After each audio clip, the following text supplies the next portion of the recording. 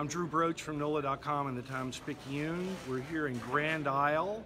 We're going to be talking to Mayor David Camardelle about a surprising new improvement that's coming to the island.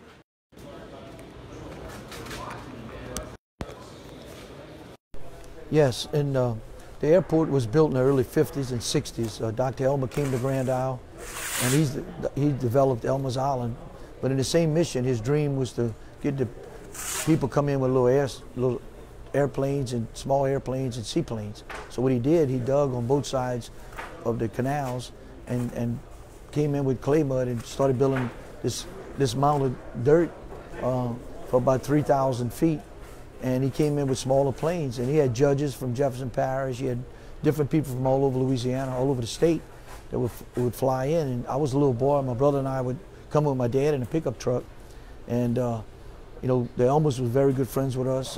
They would mingle in with the family, and my uncles on both sides, and my dad and I was good friends. So when he'd get off the little plane, you could see the wheels hit the ground, and they would just come into Elmer's Island.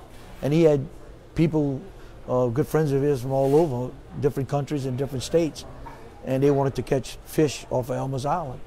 And Doc came in and started with bulldozers and started, you know, developing the airstrip and got it a little bigger and a little wider. And at the same time, he was a smart man. The base that he used, I have pictures from 1956, 57, even 54. I used to meet with the governor and CPRA, Mr. Johnny Bradbury, and even the lieutenant governor, saying that we'd like to build a little airstrip, bring it back. We're applying for some funding.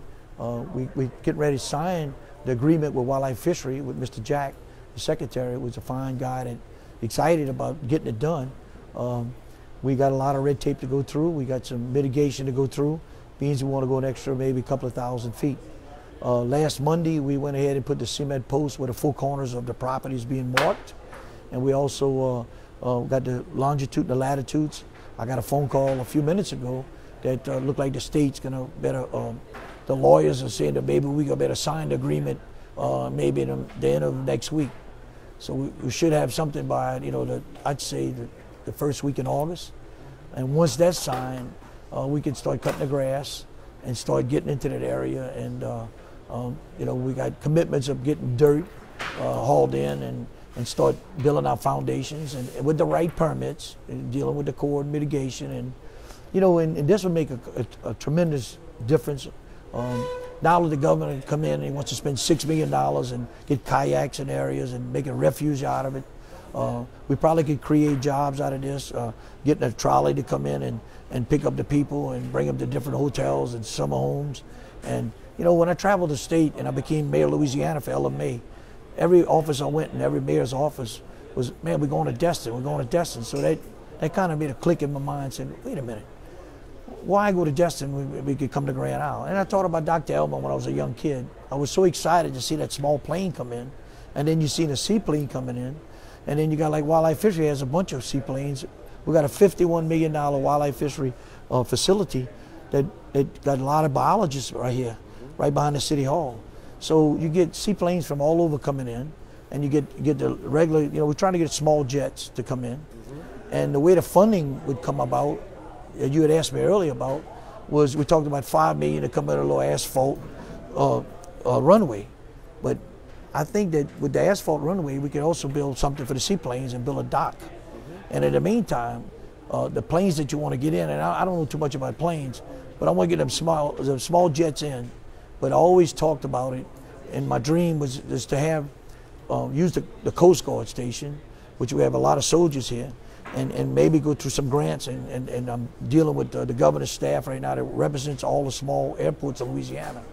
And I really think that we could probably get the government involved, and meaning that if the Coast Guard had emergency landing to go through, there's small jets. Everything is right there in New Orleans.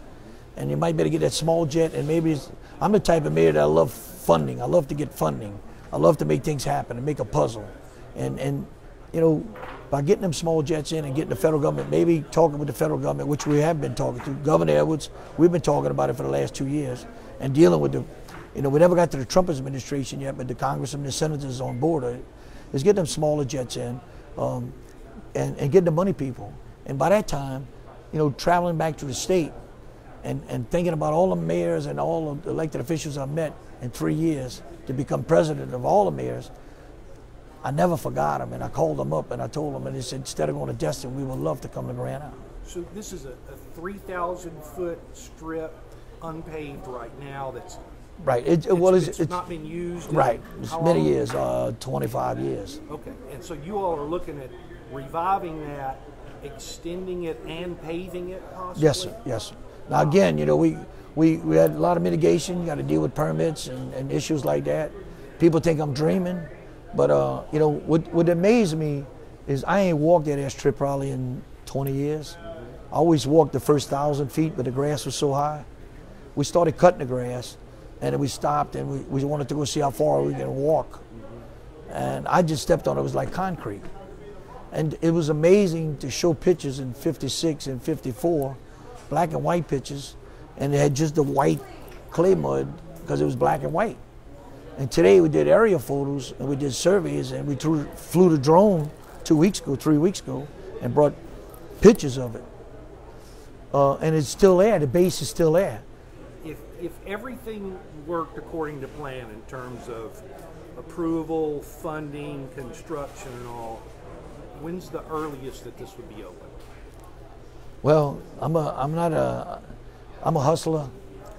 I really hustle. It's one of my top priorities. Once I signed that contract, I was cutting the grass without signing the contract, and they put me on hold. So, I mean, you know, nobody thought that we could bring a water line 31 miles through the marsh.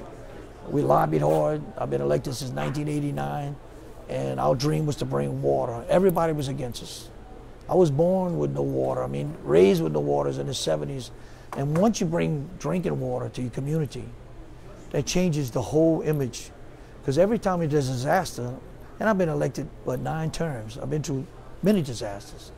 And when the hurricane hits you, the first thing you ought to have is running water, drinking water.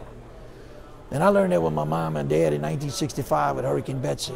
My dad was elected as a councilman, and my dad, I'll never forget that, he was elected and he was deputized by Sheriff Kronovich from Jefferson Parish to haul water. And I'll never forget that, and we had to live 8 families in one house, and people come and ask my dad if they had water. And that night my dad said, you know, this makes sense.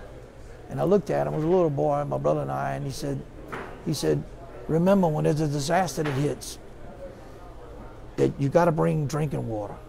First thing you wake up in the morning, first thing you do is you go to the bathroom, brush your teeth, use the bathroom, and then you drink water, whatever you got to cook with it. He said, you can live without gas and electricity. I said, Dad, what do you mean? He took a candle, made a light. My mother-in-law had to cook with the chains in the pot like the cowboys. We went and get wood. We cracked the match, burned the wood. It made fire to cook, and it made light with a candle. So from there, since we brought the water line, that's why progress keeps on coming up on Grand Isle. Thank you very much. Yeah. So you got to have that on video or something? So we've been talking to Mayor David Camardelle of Grand Isle about reviving an old and out-of-use airstrip that hadn't been used in 30 years or so, and possibly reviving it, refurbishing it, and reopening it, maybe even extending and paving it on Elmer's Island to be able to access Grand Isle by air. I'm Drew Broach from NOLA.com and the Times-Picayune.